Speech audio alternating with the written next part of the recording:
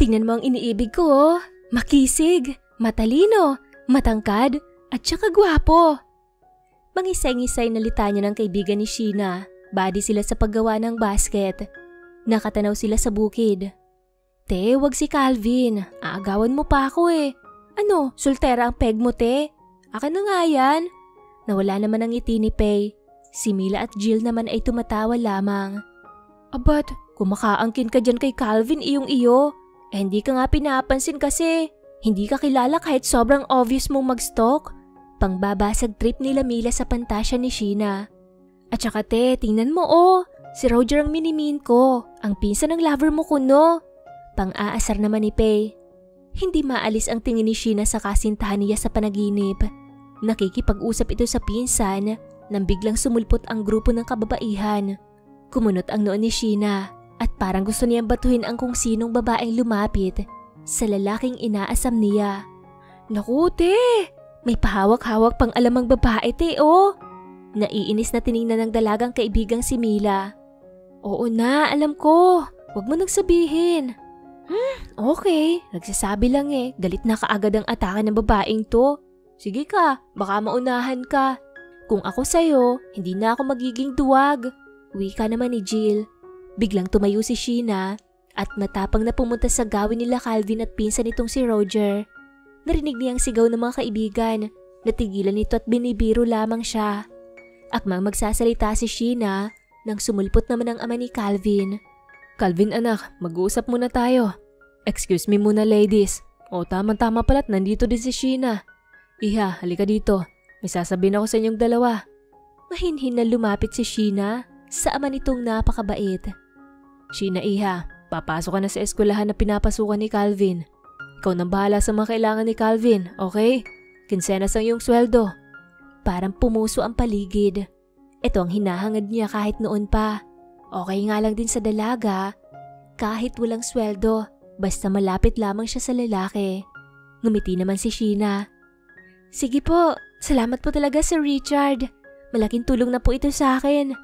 Si Calvin naman ay parang walang narinig at walang pakialam sa paligid. Pero walang makakasira sa saya ni Sheena kahit isnub pa siya ng lalaki. Dad, did you get a barrow already? May horse race kami bukas, kaya kailangan ko na siyang sanayin. Abay, oo anak, kahapon pa. Bakit ka nga pala wala dito sa hacienda kahapon?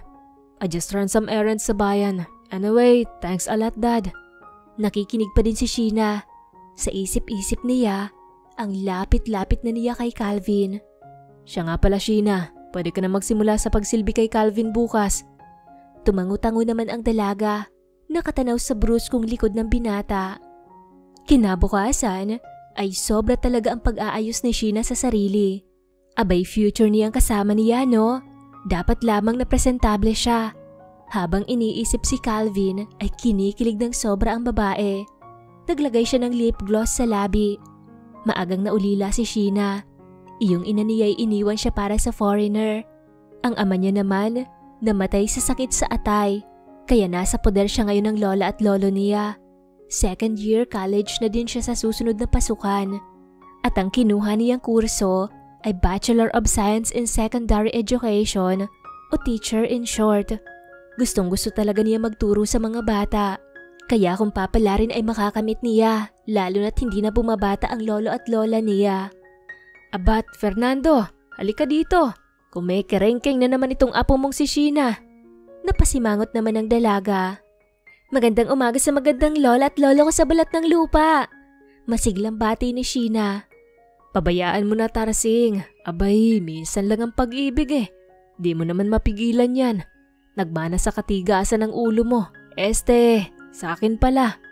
Sinamaan ni Lola Tarsing ng tingin si Lolo Fernando na kinatawa naman ni Sheena. Wala na talagang hihilingin na iba pa si Sheena.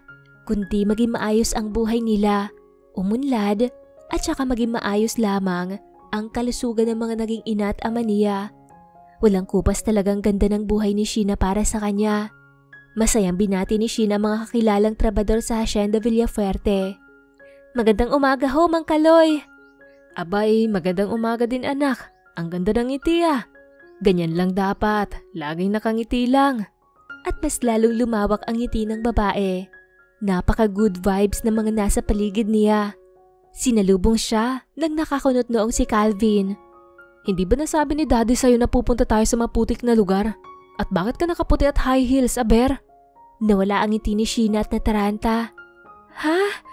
Naku, hindi niya naman nasabi sa akin eh. Tatakbo na lamang ako pa uwi. Malapit lang naman dito ang bahay namin. Magpapalit lang ako. Naiiritang napakamot na lamang sa ilong ang binata.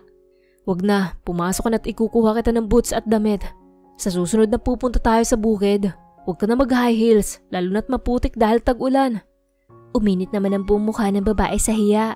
Tumango ito at yumuko. Pumasok si Sheena sa mansyon ng Villafuerte. Halos 5 buwan nang naparito si Calvin. Lumaki kasi ito sa piling ng ina niyang nasa Espanya. Kaya hindi katakataka na sobrang pogi ito. Pasok nga ang tikas at kapugian sa pagiging turkey dramas. Nakatulala si Sheena habang bumababa sa staircase ang binata. Winaksipan nito ang buhok na humaharang sa mukha niya. Halos manghina buong katawan niya sa pagpipigil ng tili at kilig. Nabalik sa ulirat ang babae nang may pumalakpak sa kanyang harapan. Hey, eto na, dali. Mahuhuli na ako sa karera. Nanginginig na kinuha ang mga damit na dala nito sa kamay ng lalaki. Kasya lahat ng gamit na ibinigay nito, pati ang boots. Sa bagay, magkaedad at magkasing tangkad sila ng pinsan nitong si Kendra. Ngunit nasa Australia yata yun ngayon. Nang hindi na makita ni Sheena ang binata sa salas, ay dali-dali na itong tumakbo sa hardin. At yun nga, nakita niya ang lalaking hinihimas-himas ang puting kabayo nito. Halika na! Saan nito sa kanya at nilapitan naman niya ito. Ano pong sasakyan natin? Masayang tanong ng babae sa binata. Itong kabayo, walang namang sasakyan. Horse race nga, di ba? Abay, tama naman. Pero hindi pa kailanman nakaranas si Sheena na sumakay sa kabayo. Sir, hindi ako marunong sumakay ng kabayo eh. Nahihiyang pag-amin niya. Pwede wag ka na lang sumama. Or better yet, maglakad ka na lang ng 50 kilometro. Akmang sasampay ito sa kabayo nang hinigit ito ng babae. Ay, hindi ka naman mabiro, sir. Sige ho. Nagdadalawang isip pa ang babae at baka malaglag siya. Namumutlaman ay medyo naging maayos ang pakiramdam niya nang inalalayan siya ni Calvin sumampa. Sumunod naman kaagad ang lalaki. Kaya nasa likod ng dalaga ang lalaki. Ngunit umaalingasaw talagang pabango nito o normal scent niya yon. Ito kayang signature scent niya. Unti-unting gumalaw ang kabayo kaya napapikit si Sheena at mahinang tumili. Narinig naman ng dalaga ang malulutong na tawa ng lalaki. Mahigpit ang kapit ni Sheena kay Calvin. Grabe ang bilis ng tibok ng puso ng babae. Hindi dahil sa takot itong malaglag, kundi ay dahil sobrang lapit ng mukha ni Calvin sa tenga niya na nararamdaman niyang hininga nito. Sobrang bango. Ilang minuto lamang ata ay dumating na sila sa destinasyon nila. Totoo nga ang sinabi ng binata. Sobrang maputik ang lugar. Marami ding nakaabang na babae kay Calvin. Abat, ang iba ay may pa-banner pa. Umirap sa kawalan ng dalaga. Okay lang yon. Ganda na lamang niyang ipanglalaban niya. Excuse me. Nakisingit si Sheena sa mga upuan at umupo sa harap talaga. Kaya galit na nagbubulungan ang mga babae na siningitan niya. Lihim naman na napapangiti ng tagumpay ang dalaga. Nandyang napapatingin si Sheena sa binatang si Calvin habang inaayos nito ang kanyang kabayo. Nakapangkarera naman siya kanina pa at sobrang galit na galit ito sa maskuladong katawan niya. Kaya hindi masisisi ng dalaga kung bakit halos mamatay-matay sa kilig ang mga babae sa likod niya. Ilang minuto lamang ay nagsimula na ang horse racing. Sa bawat bunglod na dinadaanan ni Calvin ay parang mahihimatay sa nerbiyos ang babae. Ngunit para sa lalaki ay madali lamang ito. Napasigaw si Sheena na makita ang malaking bunglod. Diyos ko, mahabagin! Napadasal siya ng taimtim sa sobrang kaba. Nakapikit pa rin siya, parang binabaliktad ang sikmura niya sa nangyayari. Hey, are you okay? Bakit namumutla ka? Napamulat ang dalaga nang marinig ang boses ng binata. Yuhu! Congratulations, Calvin! Sigaw ng babae sa likod, kaya napadilat siya. Sobrang lapit ng mukha nila ulit. At pawisan ito, pero ang bango pa rin ito. Okay lang ako. Ikaw ang nanalo? Bakit? Di mo nakita? Balik naman na tanong nito. Wala. Napapikit kasi ako kanina eh. Sobrang taas naman kasi ng dapat mong akyatin. Buti na lamang at sanay ka na dito. Naputo lang sasabihin pa sana ni Sheena dahil dinumog na ng mga kababaihan at kahit kalalakihan si Calvin. Napanguso na naman ang dalaga. Ano ba naman yan? Mga panira sila. Sa isip ni Sheena. Halos 5 minutong naghintay si Sheena sa binata. Katulad kanina, tinulungan siya nitong umakyat sa kabayo. Magkalapit na naman ang katawan nila. Ni hindi nakaramdam ng pagkailang ang babae dahil siguro nararamdaman niya na safe at komportable siya sa lalaki. Saan ho tayo pupunta? Biglang liko kasi ang ginawa ni Calvin. Dapat sa kaliwa ang rancho nila. Dadaan ako sa treehouse ko dun sa may red barn. Oo. Dun ko din kayo nakita last time nang naligo kami sa Mimbalot Falls. In fairness, ang ganda ng treehouse mo. Ikaw ba gumawa nun? Yes, I made that last year. Maganda ang view. At saka malapit lang sa falls. Mahilig ka pala pumunta sa malayong falls sa bahay niyo ha? Tumawa naman ang babae. Siyempre naman, dito ko lumaki. Kabisado ko ng daan dito at saka kahit saan pa yan, basta sakop ng bayan natin. Dumating din sila sa treehouse ni Calvin. Abay himala at hindi siya natakot during the ride. Siguro dahil kalmado ang pinag-uusapan nila. Tapos mas nakapulupot na din naman ang braso ng lalaki sa kanya kaya alam niyang hindi siya mahuhulog. Pasok ka. Hindi nga nagkamali ang babae. Sobrang ganda ng treehouse niya, lalo na sa loob. Kumpleto ang gamit. Buti, hindi na nanakawan ang bahay sa liit ng baryo nila na halos kilala mo lahat. Feel at home, magluluto ka ng merienda natin. Parang may kung anong paru-parong dumapo sa tiyan ni Sheena habang tinitingnan si Calvin na inihahanda ang gagawin nitong egg sandwich. Kinikilig ang babae sa ganung paraan. Ang babaw talaga niya. Diyos ko, mas lalong lumalalim ang pagtingin niya sa lalaki. Calvin, anong year mo na at saka ano bang course kinuha mo? Hinubad mo na nito ang kanyang suot at nagpalit. Okay na kahit egg lamang ang lutuin niya. May mga tinapay naman pala siyang nakatago sa kanyang tiyan. 4th year, BSc, Agriculture Economics and Farm Management in La Salle Academy. Ay, oo nga pala. Ikaw lang naman ang nag-iisang tagapagmana ng ama mo. Alam ko, mas magiging malago pa ang farm niyo kung ikaw ang mag-aalaga. Banat ni Sheena sabay ngisi. Bakit mo naman nasabi? Tinaasan siya nito ng kilay. Kasi araw-araw mong dinidiligan ng mga tanim. Ilang minuto pang katahimikan bago nag-gets ng lalaki ang joke ng babae. Napatakip naman ang mukha si Sheena sa kahihiyan. Doon na napatawa ang lalaki. Okay, my bad. Gets ko na. Dilig pala ha. Huwag mo nang ulit-ulitin. Mas nakakahiya. Ang pangit nito mag-joke. Ang corny. No worries. Di ko pagsasabay ang joke mo. Pero I'll take your suggestions about sa dilig. Okay? Ang cute nitong magkonyo. Ngayon lamang ata si Sheena nakarinig ng lalaking deep voice tapos konyo. Sobrang hot pakinggan. Ang akala niya ay sa mga telenovela lamang yun. Sa totoong buhay din pala. Pero nakakahiya pa rin ang jokes niya.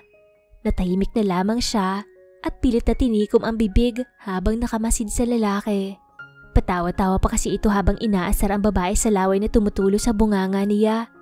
Masayang kumain ng dalawa habang pinag-uusapan ang personal na buhay. Naging palagay naman ang loob ni Calvin sa dalaga. Aware si Calvin na gusto siya ng babae.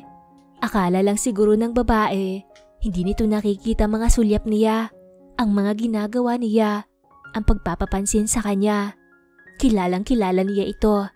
Ayaw lamang sabihin ng lalaki kay Sheena na alam nito ang nararamdaman ng babae dahil mas lalo lamang itong mahihiya. Ilagay mo na lamang dun sa library, babalik din ako. Utos ni Calvin kay Sheena. Habang papunta ang dalagang si Sheena, ay nakabunggo niyang isang magandang babae. Ala, pasensya na po. Ilang linggo nang pumapasok si Sheena sa bagong eskwelahan. Okay lang, libre ba ni Calvin yan? Akin na. Napakunot noon naman si Sheena. Ha? Anong sinabi mo, miss? Hindi ko kasi kayo kilala eh. Sorry. I'm Natasha. May-ari ng book na yan. Pinahiram ko yan sa kanya. Loko, tingnan mo. Yung cover page. At tiningnan nga ng dalagang pahina ng libro. Kay Natasha nga ito. Huwag kang mag-alala. Sasabihan ko siyang kinuha ko na. By the way, ako nga palang kanyang nililigawan. Ikaw, sino ka? Mabait naman ang pagkasabi nito. Pero ewan ba niya? Parang minasama ni Sheena sa utak niya. Malumanay nga ang boses nito na parang anghel. Pero uminit pa rin ang ulo niya. Nagtatrabaho sa kanila ng daddy niya. Oh, Tito Richard. Anyway, can I have my book now? Ngumiti ito, kaya kahit nag-aalinlangan, ay binigay ni Sheena kay Natasha ang libro. Sabihin mo sa kanya na nakuha mo na ha? May pait man sa boses ni Sheena, ay nagawa pa rin itong ngumiti sa babae. Pinasalamatan naman siya nito bago nagpaalam. Bumaba siya sa second floor at nakasalubong niya si Calvin na may merienda para sa dalawa. Siguro, para sa nililigawan niya, hindi alam ng dalaga. At parang pinipilipit ang puso niya habang iniisip ang dalawa. Ano, nalagay mo na ba sa library? Tumango naman ang babae. Maraming salamat, muna ka nang umuwi. May gagawin pa kaming workshop ng mga klase ko. Tumango ulit ang babae at magalang na nagpaalam. Sabi kasi ng daddy niya ay sabay daw silang umuwi. Daan naman kasi ang bahay nila ng rancho nito, lalo na't nasa baryo sila. Nakisiksik si Sheena sa tricycle. Ewan ba niya? Namimiss niya ang kaibigan niya sa dating eskwelahan niya. Uy, marami akong i-chismis sa'yo. Gusto mo yun? Narinig ng dalagang usapan ng mga kasabay niya, mga magkakaibigan. Ganitong-ganito sila palagi ng mga kaibigan niya. Ewan ba niya? At parang nararamdaman niya lagi na nag-iiba na siya at nalulungkot siya doon. Hindi bale, bibisitahin na lamang niya ang kanyang mga kaibigan sa weekends. Total, day off naman niya iyon. Ibang allowance ni Sheena araw-araw kesa sa sweldo niya. Ewan ba niya sa ama ni Calvin? Sobrang bait at itinuturing na anak na si Sheena. Nakauwi si Sheena mga 7:00 sa bahay nila. Kahit anong pagod niya, ay nakapagluto pa siya ng ulam nila. Simpleng pinakbit lamang dahil alam niyang gutom na ang lolo at lola niya dahil buong maghapong nakabilad sa araw. Kinabukasan, ganun pa rin ang gawain niya. Kung may libreng oras siya sa eskwelahan, ay inuutusan siya ni Calvin habang busy naman ito sa pag-aaral. Totoo nga ang sabi ni Natasha, kalat sa campus nila na nililigawan siya nito. Mas lalong lumayo ang loob ni Sheena sa binata at doon niya nakilalang kanyang kaklasing si Bert. Mabait at matulungin si Bert. Naging magkaibigan sila dahil naging magkagrupo sila. Parehas din silang scholar. Meron din silang hobbies na click silang dalawa, kaya halos hindi na napapansin ni Sheena si Calvin. Anibersaryo ng Rancho Villafuerte kaya bihis na bihis ang lahat. Naku, ang ganda mo talaga, apo. Manang-mana ka sa lola mo. Namula naman ang mukha ng lola niya sa narinig. Ay, Diyos ko, tigil-tigilan mo nga ako dyan. Kay tanda-tanda mo na eh. Abay, matanda man ako sa iyong paningin, ngunit ako'y may asim pa rin. Halos sigawan ni lola si lolo sa kalokohan nito. Sabay silang pumunta sa rancho at maraming andoon. Nagsisimula na kasi ang sayawan, kaya dumiretso na si Sheena sa kumpul ng kaibigan niya. Namiss ko talaga kayo mga te. Madramang wika ni Sheena. Nagyakapan sila at nagkwentuhan tungkol sa buhay nila. Laging nahahatsit si Sheena sa usapan. Hala te, may kasama ng iba si Calvin baby mo oh. Turo ni Pay na pinandilatan niya naman ito ng tingin. Sumulyap muna siya at saktong nakatingin din si Calvin sa kanya. Sobrang gwapo nito sa polong itim at slacks nito. Umiwas ng tingin si Sheena at nag-akto na parang wala lang ang lalaki. Ay, ibang atake ng kaibigan natin. For the iwas ang tingin, walang pake. Biro ni Jill, kaya nagtawanan sila. Halos kalahati pa lamang sa pagkain si Sheena ay kinalabit siya ni Calvin. Let's go to my room, may pag-uusapan tayo. Napatingin naman si Sheena sa mga kaibigan. Umakto silang tatlo na parang walang narinig at umiwas ng tingin. Bumuntong hininga naman si Sheena at tumayo na. Sumunod siya kay Calvin. Asa na si Natasha? Bungad na tanong agad ni Sheena. Umalis agad, pumunta lang dito para bumati. Bakit? Nilingon siya ng lalaki kaya tumango siya. Wala naman. Ano nga palang pag-uusapan natin? Pero bilisan mo lang, gutom na ako eh. Matagal mo na siyang tiningnan ng binata, kaya naasiwa naman siya sa malalim na tingin nito. Ano ba problema mo? Hindi na natiis ni Sheena ang tingin ng lalaki at parang binabasa nito ang kanyang utak. Ako dapat nagtatanong yan. Ano bang problema mo? Inangat naman ng dalaga ang kilay niya sa narinig. Ano? Hindi kita gets. Lumapit ito sa direksyon ng babae, kaya umatras ito ng umatras hanggang sa na-corner ito sa dingding. Bakit parang iniiwasan mo ko? Halos lahat ng utos ginagawa mo naman. Pero bakit parang iniiwasan mo talaga ako? Lihim na napairap ang babae, ngunit nakita yun ng lalaki. Napangisi naman ito. Wala naman, hanggat ginagawa kong trabaho na maayos, okay na yon. Iwas-iwas ka dyan. Akala mo ba hindi ako aware sa nararamdaman mo sa akin? Natigilan ng babae sa sinabi ng lalaki. Ano naman ngayon? Tapang-tapangan niyang sabi. Bakit? Dahil ba may bago kang kinahuhumalingan? Yung Bert ba nakaklase mo sa major subject mo? Bakit naman nasama si Bert dito? Wala naman. Ikaw, ano ba talagang problema mo? Frustrated na wika nito. Siyempre, may nililigawan ka. Masama ang tingin ng mga babae kung may babaeng umaaligid sa lalaki na nililigawan siya. At nabasa ng dalaga ang gulat sa mukha ni Calvin. Huwag kang gulat-gulatan dyan ha. Alam ng lahat yan. Napatawa naman ang binata. Natasha's my friend. Hindi ko siya nililigawan. Saan ba galing ang chismis na yan?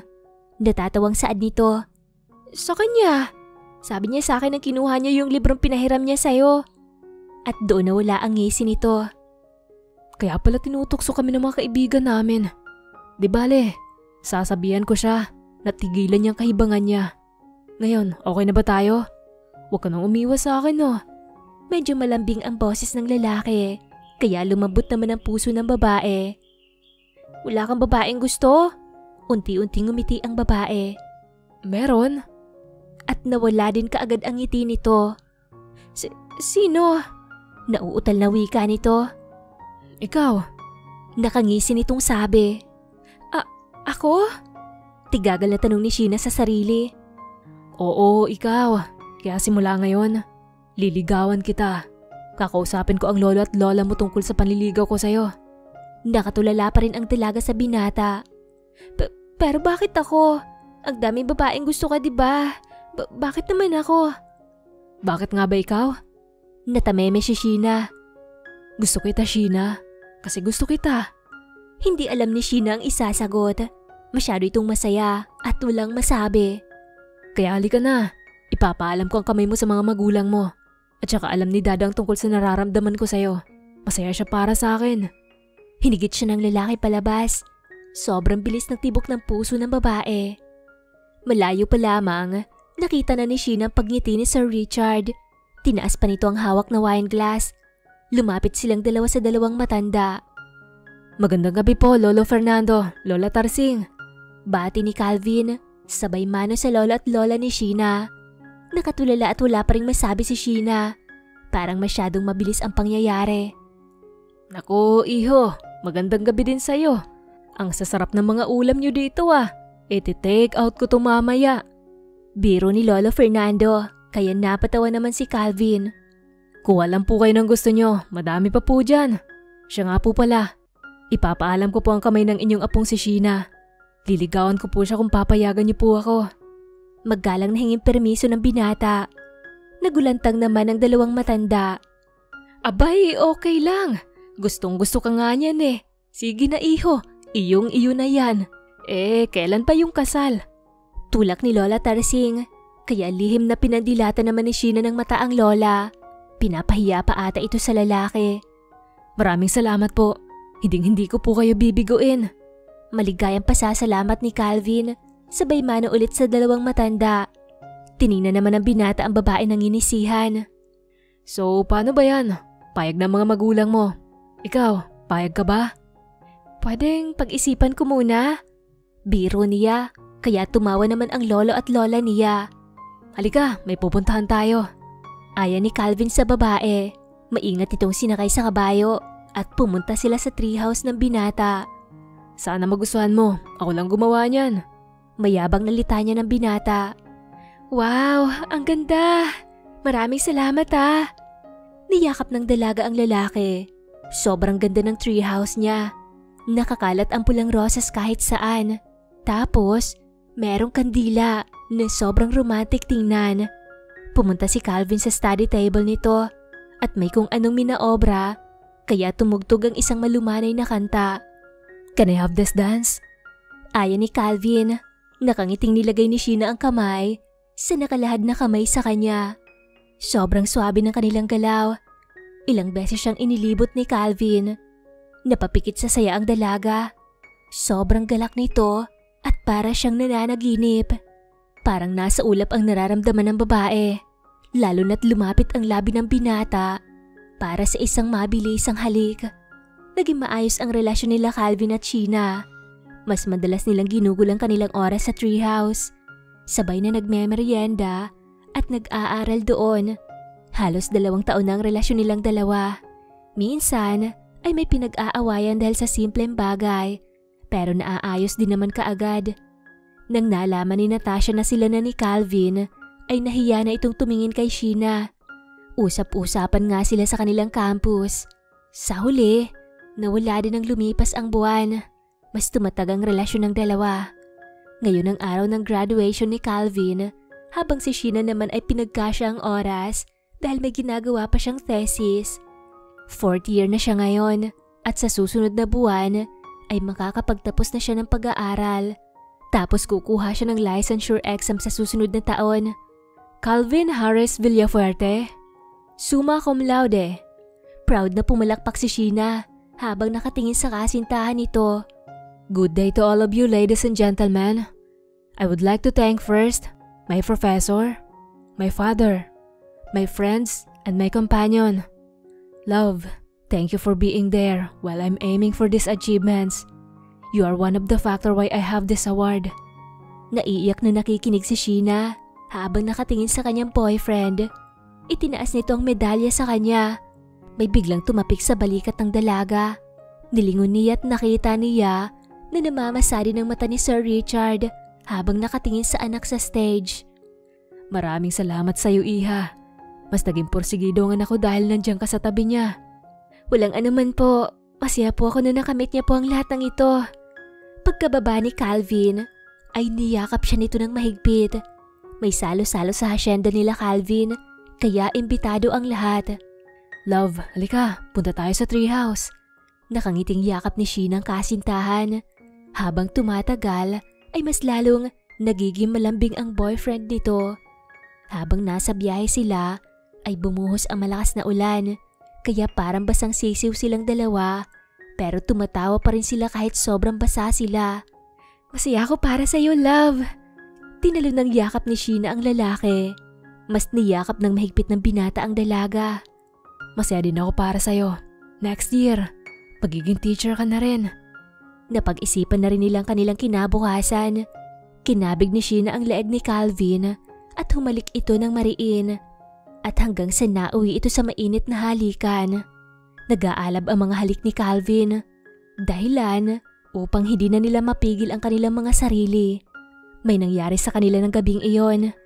Nagising si Sheena sa halik sa pisngi ng kanyang kasintahan. Good morning, love. Kain na tayo. Nakapagluto na ako.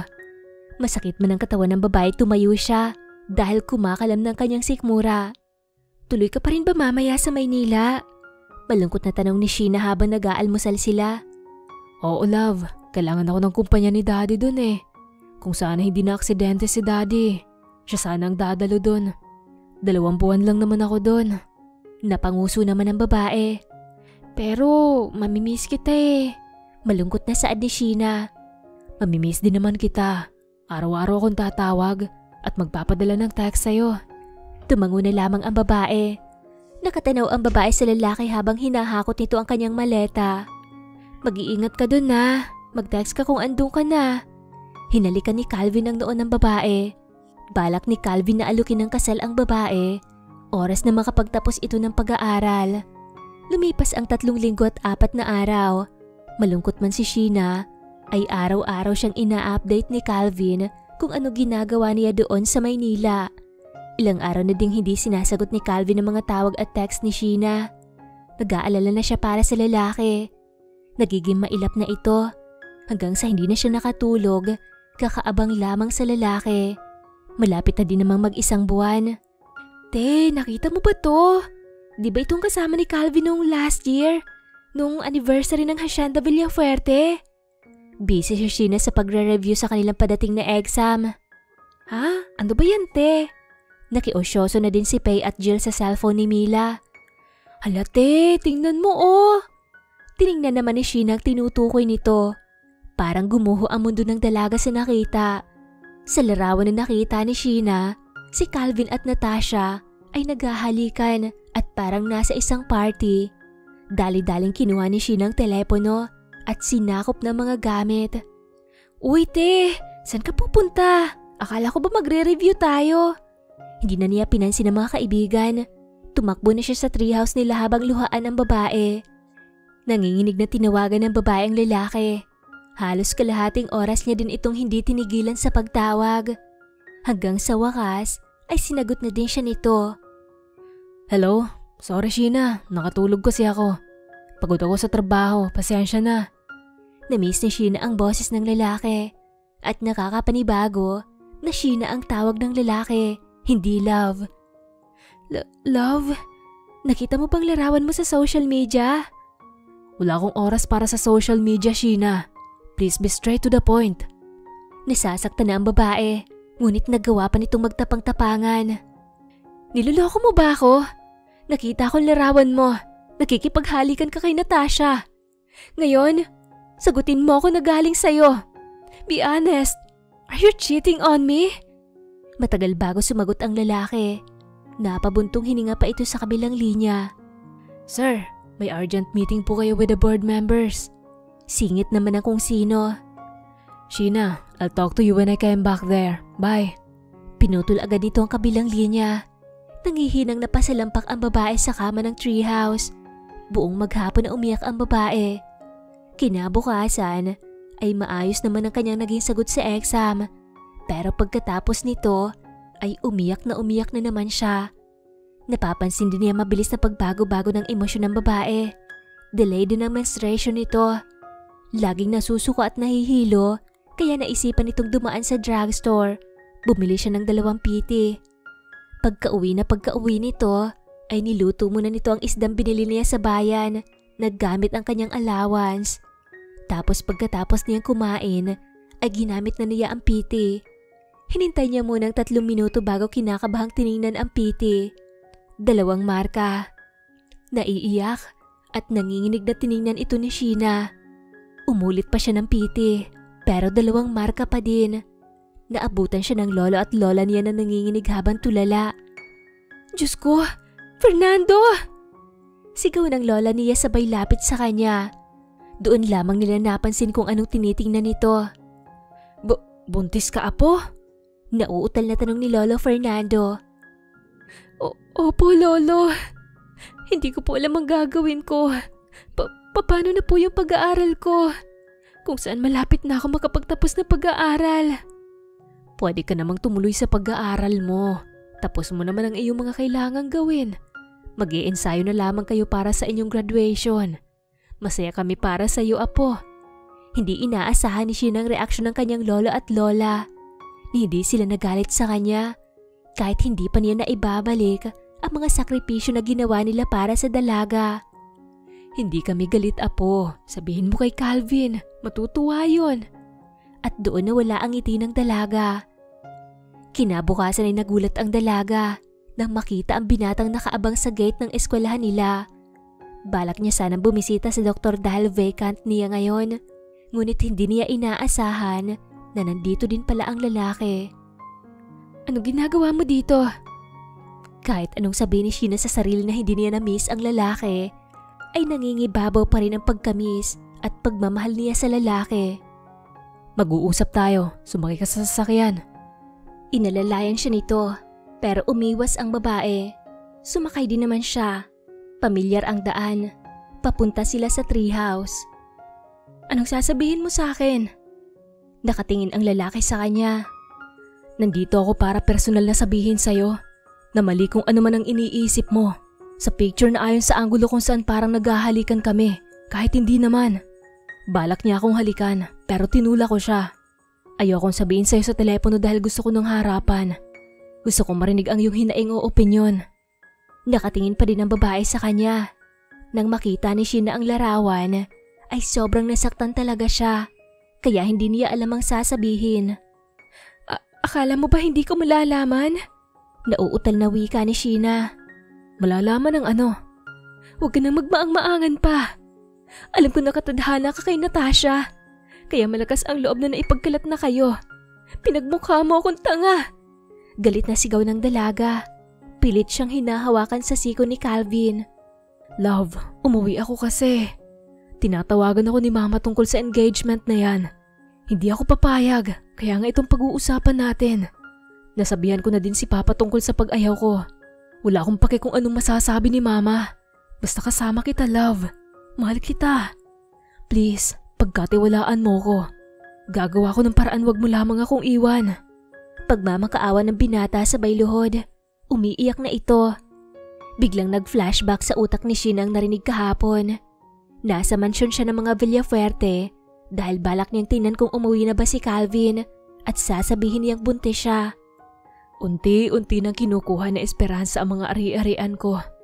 At binabantaan niya na ako na kung hindi ko daw ibabalik si Calvin, ay uubusin niyang meron ako. Hindi ko naman madidiktahan ng anak ko. Malaki na yon. At saka pinagkasundo niya si Calvin kay Natasha. Kakatawag niya lamang sa akin. Naawa nga ako sa anak ko. Hindi ko kayang makita ang anak ko nahihirapan dahil sa kasamaan ng ina niya. Siguro naman, lahat ng amay ayaw mangyari to sa kanilang anak. Napatakip ng bibig si Sheena para pigilan ng pagsinghap. Nanginginig na pinoproseso ng utak ni Sheena ang narinig. Mawawala ang lahat kay Tito Richard at Calvin kung hindi nito susundin ng ina. Bunang desisyon ko, Calvin. Maghiwalay na tayo. Doon ay parang nawala ng lakas si Calvin at napabitaw ito sa babae. Kaya kitang ipaglaban, Sheena. Mahal na mahal kita. Di ba bubuo pa tayo ng pamilya pagkatapos mong mag-board? Kaya ko kahit wala na akong ari-arian. Kakayanin ko. Tapos na din naman ako mag-aral, di ba? Kaya ko magsimula sa umpisa. Please, love. Parang awa mo na. Huwag mo naman akong iwan. Tumalikod si Sheena at umalis na. Hinabol pa siya ng lalaki pero pilit itong umiiwas. Hanggang sa pag-uwi niya ay nagmamakaawa pa rin ito sa labas ng kanilang bahay. Apo, mukhang umuulan na. Hindi mo pa rin ba papapasukin si Calvin? Dumungaw sa labas ang dalaga. Umaambo na nga. Lumabas ang babae kaya alertong tumayo naman si Calvin. Umalis ka na, Calvin. Ayaw na kitang makita, please lang. Hinawakan ng binatang kamay ng babae. Magdodoble kayod ako, Sheena. Mahal. Please. Umiwas naman ang tingin ng babae. Nagmamakaawa na din ako sa'yo. Tigilan mo na ako, Calvin. At tumalikod ang babae at pumasok na. Tumuloy-tuloy ang pagbisita ni Calvin sa eskwelahan at sa bahay nila Sheena. Sa susunod na linggo ay graduation na ni Sheena. Ngunit nabalitaan niyang umuwi na ng Espanya si Calvin dahil may emergency sa ina nito. Yun lamang ang huling narinig ng dalaga tungkol sa lalaki. Ni hindi nito alam na buntis si Sheena ng taong iyon. Apo, halika na! Sigaw ni Lola Tarsing. Nagdadalawang isip pa rin si Sheena kung sasama pa ba siya.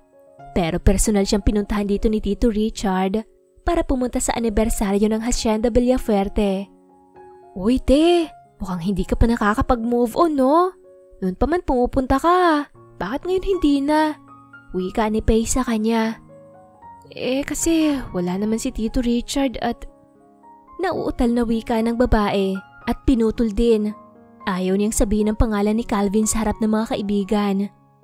Te, move on ka na. Ang huling alam natin, ikakasal na siya, diba? At saka kung naroon nga siya, ikaw naman ang tumula ka sa kanya.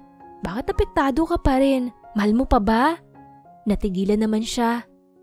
Ay nako, ewan ko sa iyo, ante.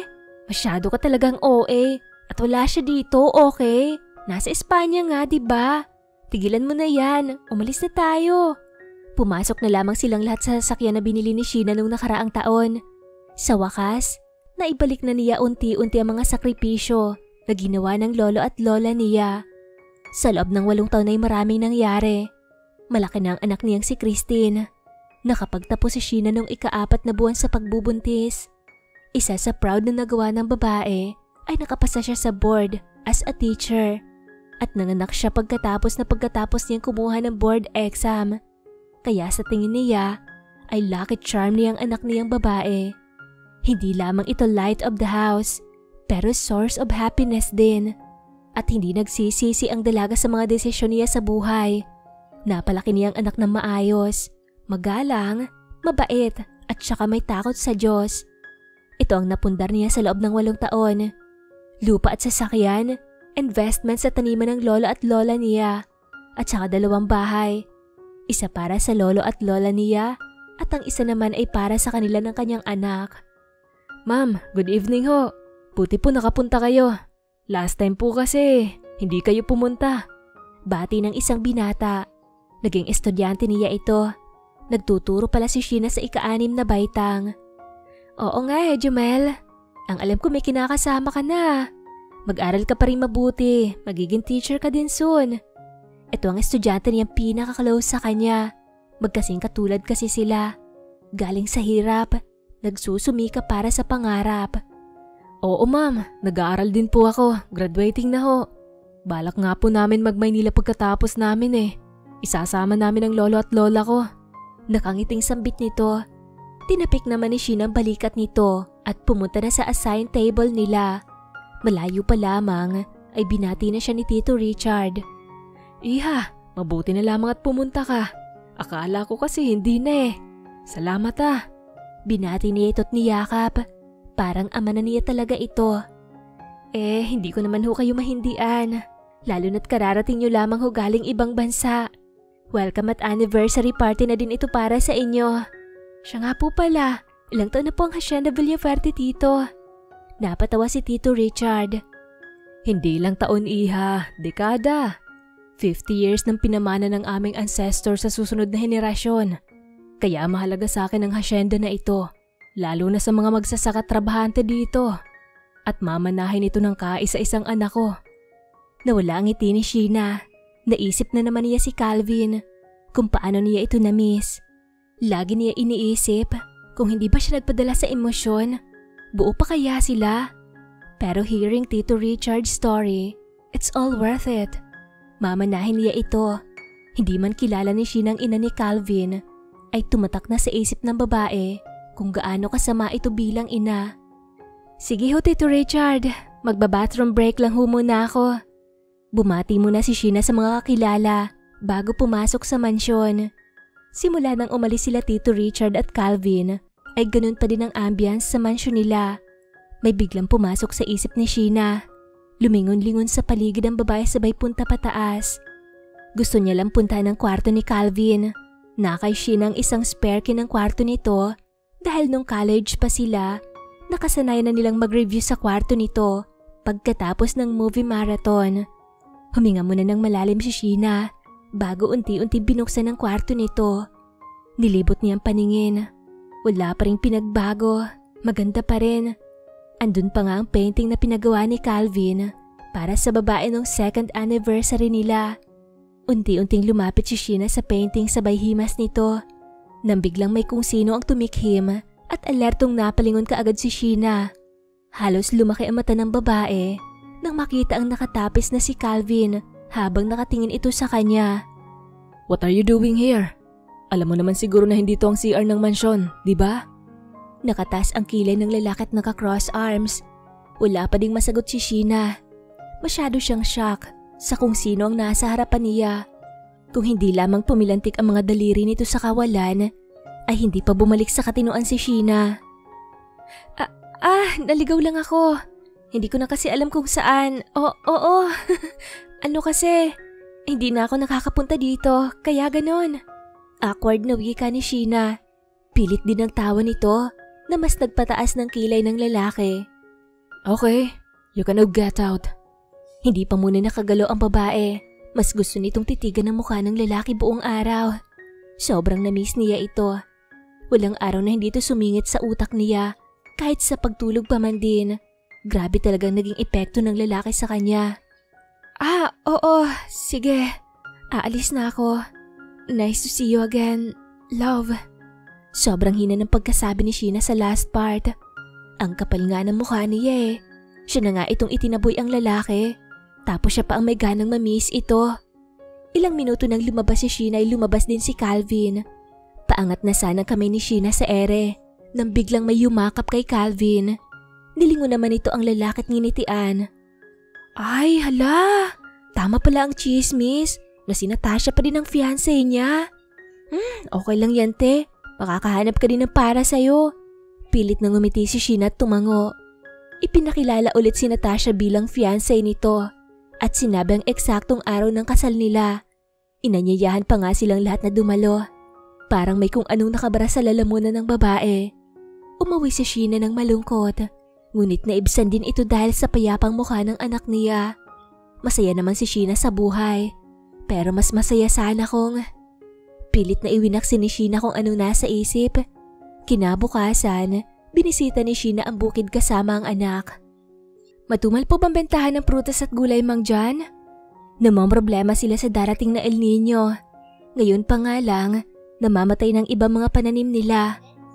Oo, iha. Ang liit ng mga prutas natin tapos ang mga gulay pinipeste pa. Natapos ang usapan nila sa kanilang plano sa bukid. Mama, si Jokjok ho, marunong mag-araro. Tinuro ng anak niyang kaklase nitong si Jokjok, anak ng isa sa magsasaka sa bukid ni Sheena. Panay kindat pa ng batang lalaki kay Christine nang bigla itong natumba sa putik kaya tinulungan siya ng kanyang ama. Halika na anak, mag-e-enroll pa tayo. Excited ka na bang mag-grade 3? Tumango ang anak nito, pero napatigil sila na makita kung sino ang nasa harapan nila. Tito Richard, bakit po kayo nandito? Nauutal na tanong ni Sheena. Nakapako pa din ang tingin nito kay Christine na curious ding nakatingin sa kanya. Anak mo? Nauutal din na tanong ng matanda. Opo, Christine, si Lolo Richard, bless ka anak. Nung una ay nagdadalawang isip ang anak niya, pero unti-unti ding lumapit sa matanda at nagmano. Anak, pwede bang pumasok ka muna sa sasakyan? Kakausapin ko lamang siya, okay? Malambing na litanya ni Sheena, kaya tumango ang batang si Christine at nagpaalam. Abay, kamukha ni Calvin. Babaeng version nga lang. Saad ka agad ni Tito Richard. Tumango naman si Sheena. Hindi naman niya maikakaila na magkamukha nga si Christine at Calvin. Oo nga ho, Tito Richard. Magkamukha ho sila. Kailan mo sasabihin kay Calvin na may anak kayo? Ayoko naman ako ang magsabi dahil desisyon mo yan anak. Kaya alam kong you know the best. Parang may humaplos sa puso ni Sheena. Ang bait talaga na matanda kahit noon pa man.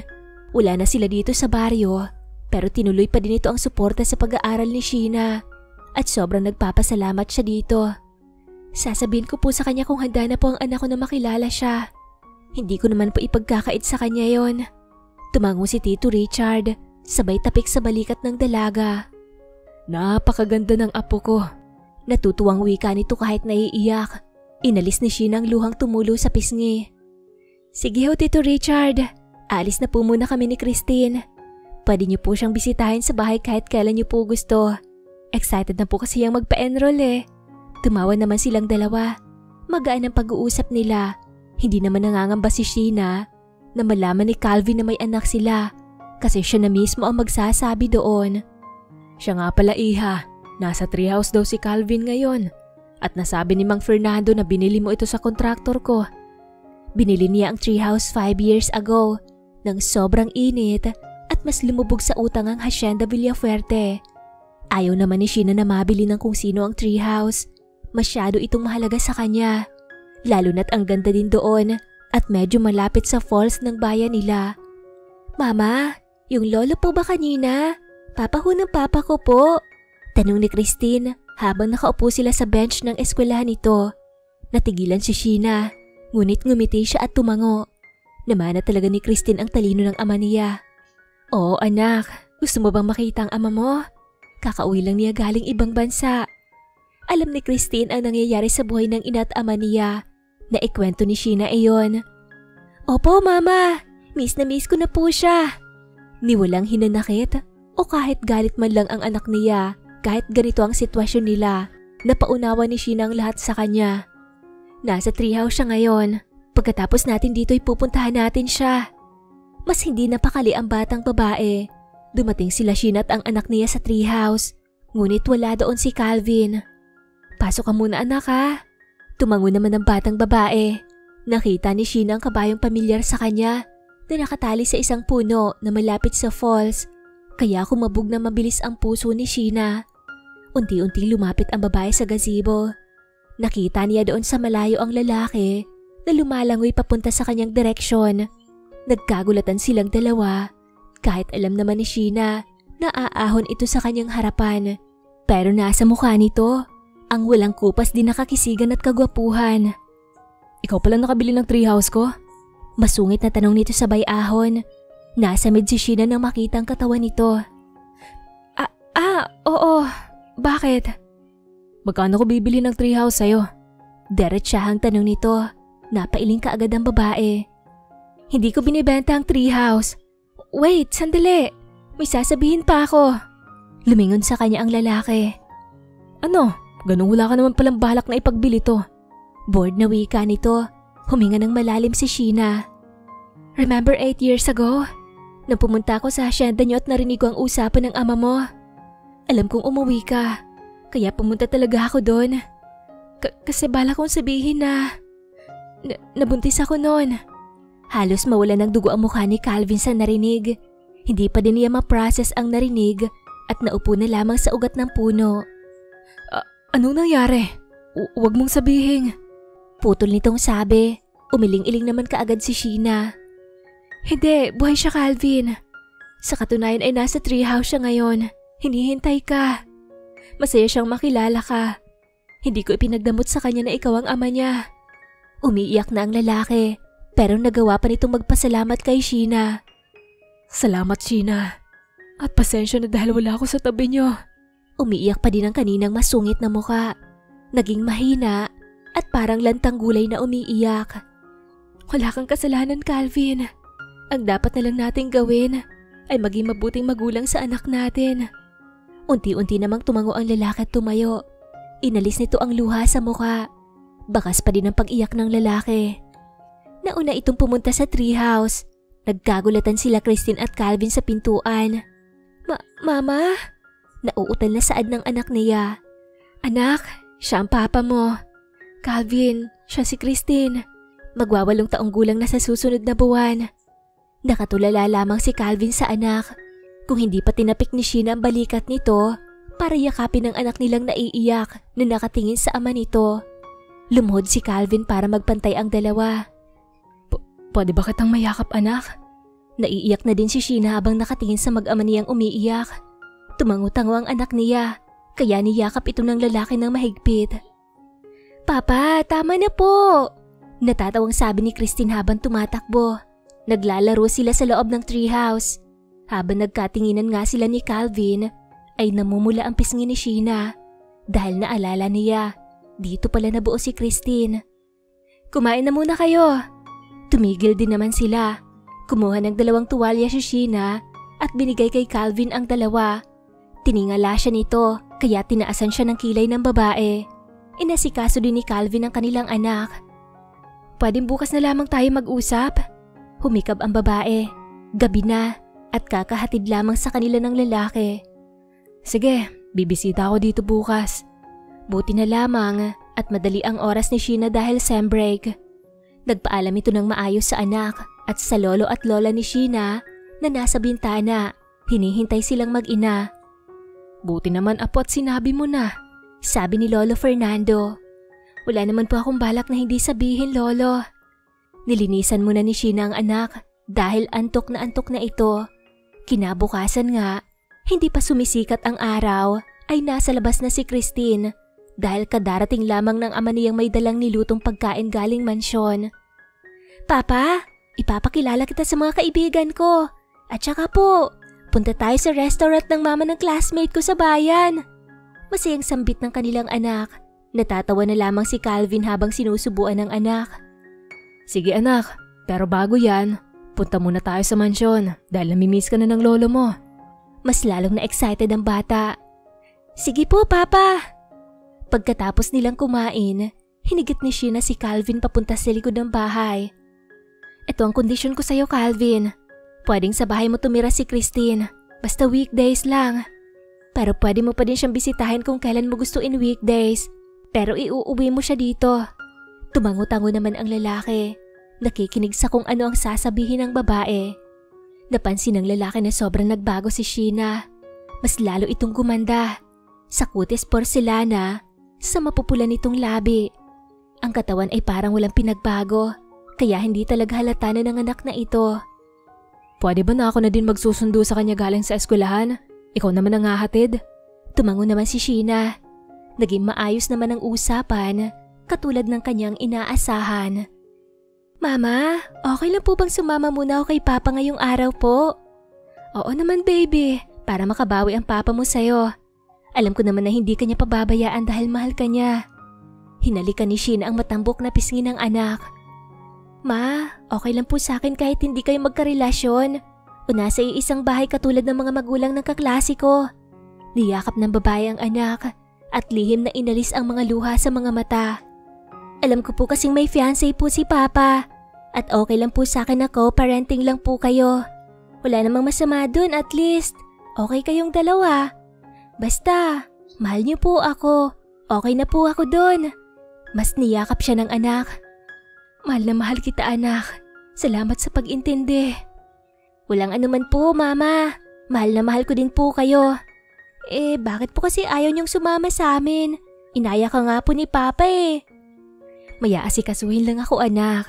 Alam ko naman na mag-e-enjoy ka. Kumaway si Sheena sa anak na nakangiti sa kanya. Pormadong-pormado silang mag-ama. Nagpaalam muna sila kay lolo at lola. Anak, hindi na ba talaga kayo magbabalikan ni Sheena? Ihalata naman na mahal mo pa eh. Kahit anong pigil nga ng ina mo na hindi ka na umuwi dito, umuwi ka pa din. Nagsinungaling ka lang na gusto mong umuwi kasama ako. Sus, palusot na naluma. Tumawa naman si Calvin sa winika ng ama. Tama nga ito. Ilang beses at tumakas si Calvin para lamang makita ang babae. Pero lagi siyang nahuhuli ng ina. May mga oras nga na kinukulong siya ng ina niya. Kaya ito ang rason kung bakit umalis ang lalaki sa poder nito dahil masyado itong manipulative at controller. Ano na bang balita sa boyfriend ni Natasha? Wala pa ding lead dad, kaya ayun, nagmumukmuk sa kanilang mansyon.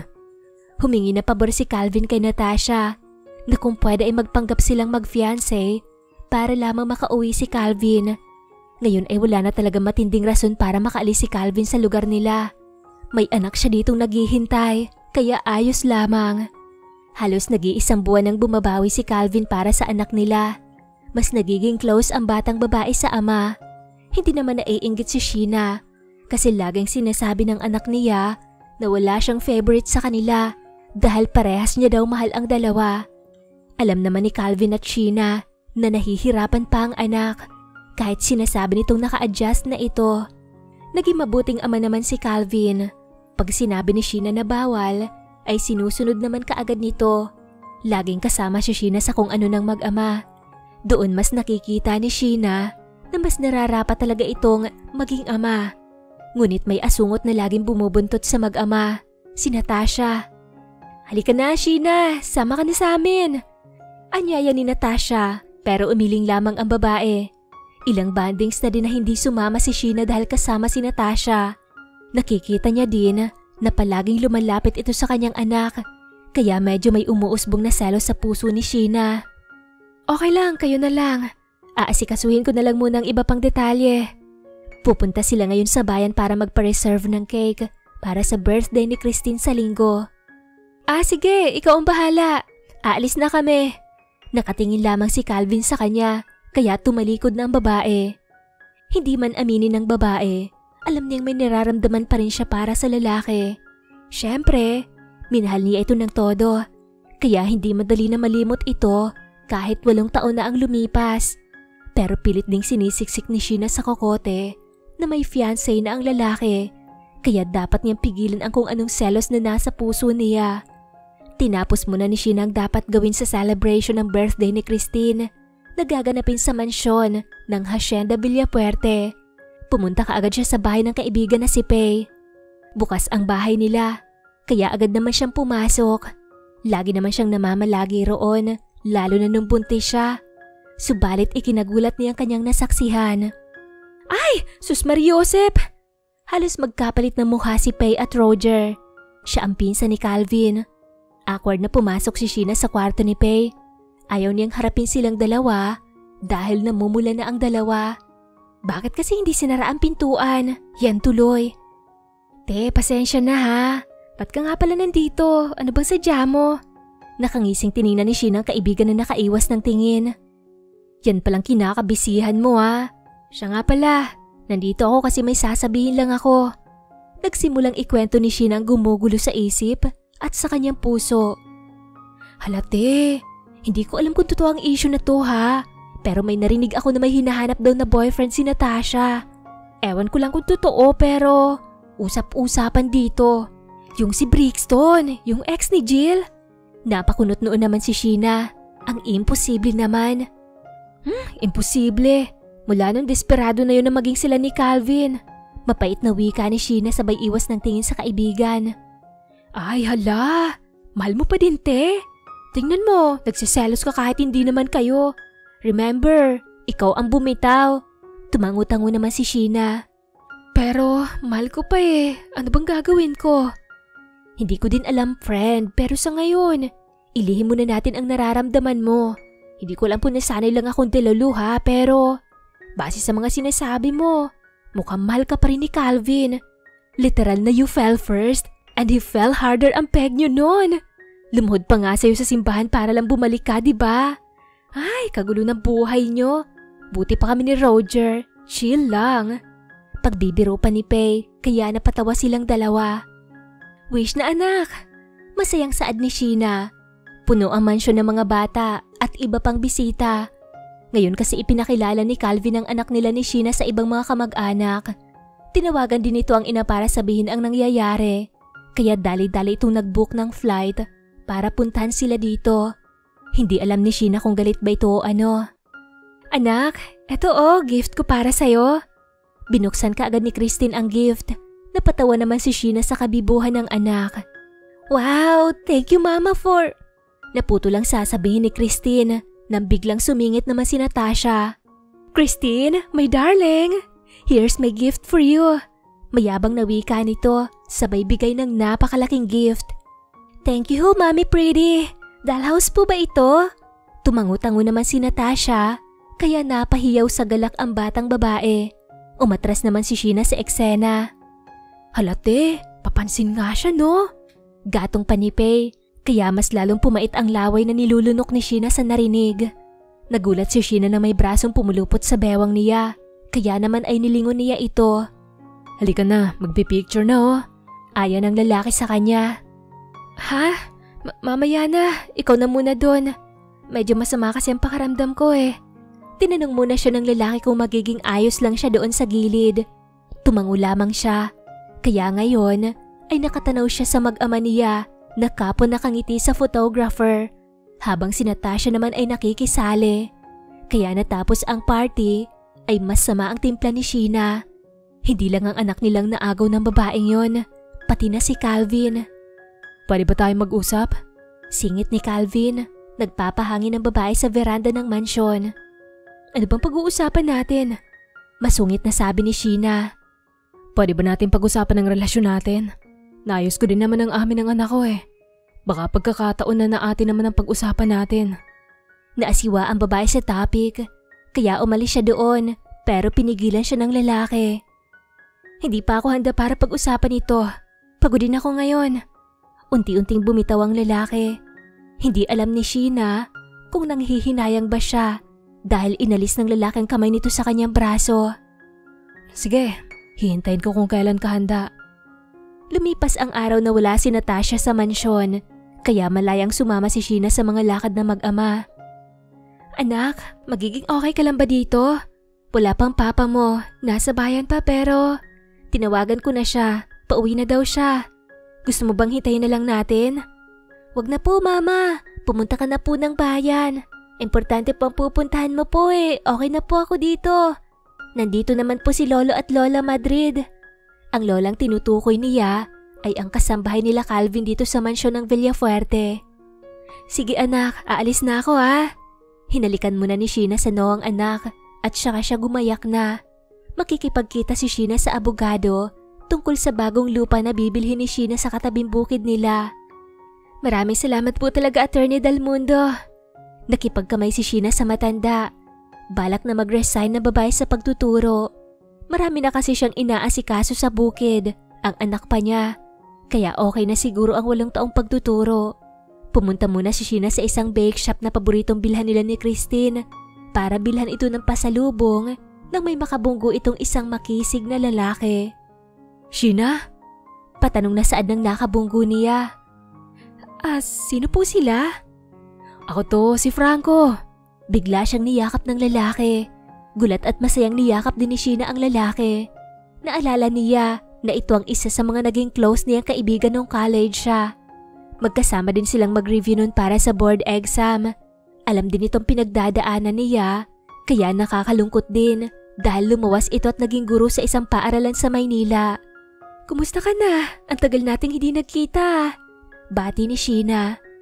Kakadating lang namin ng asawa ko.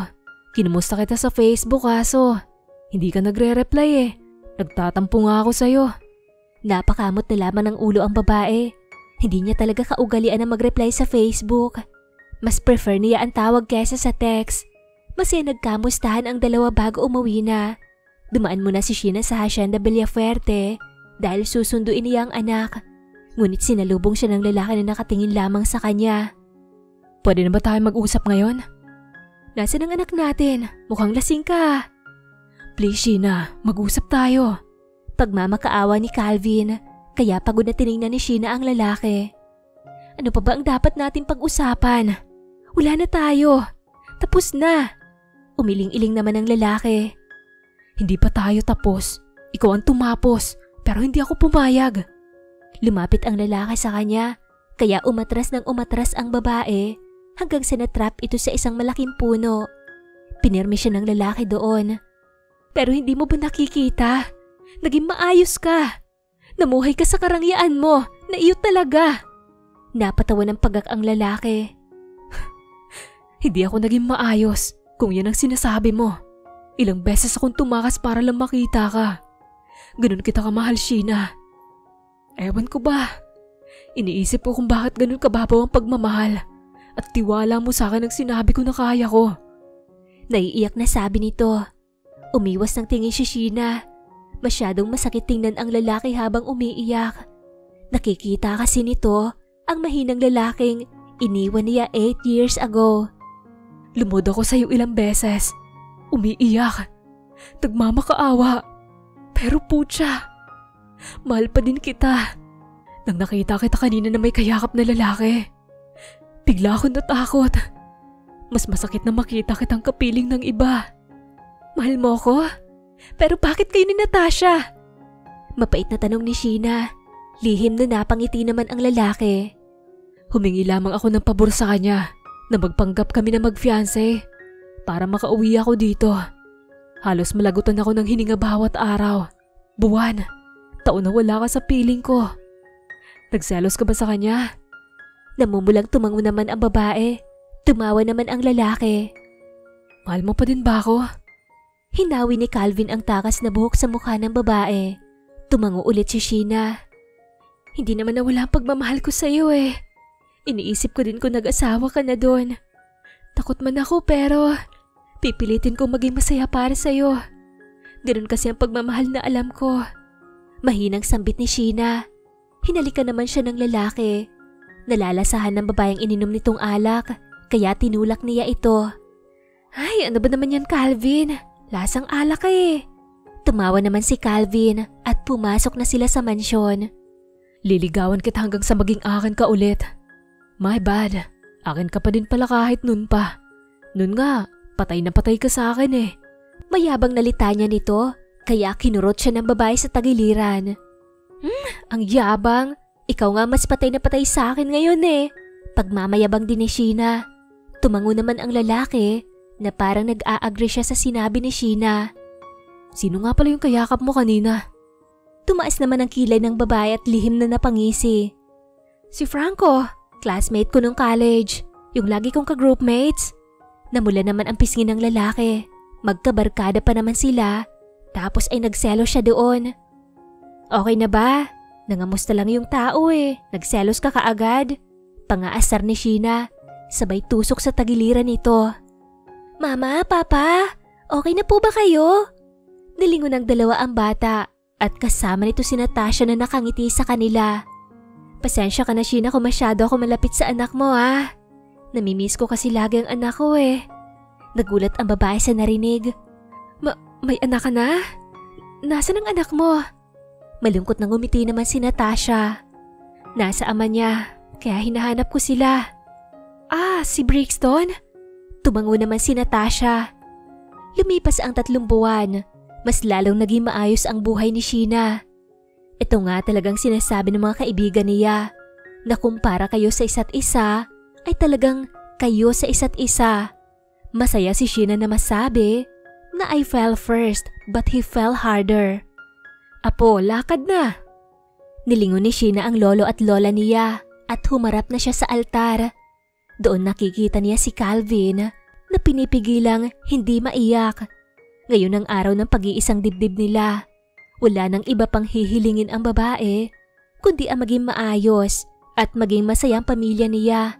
At nagpapasalamat siya na ibinigay ng Panginoon ang alam nitong gustong-gusto niya.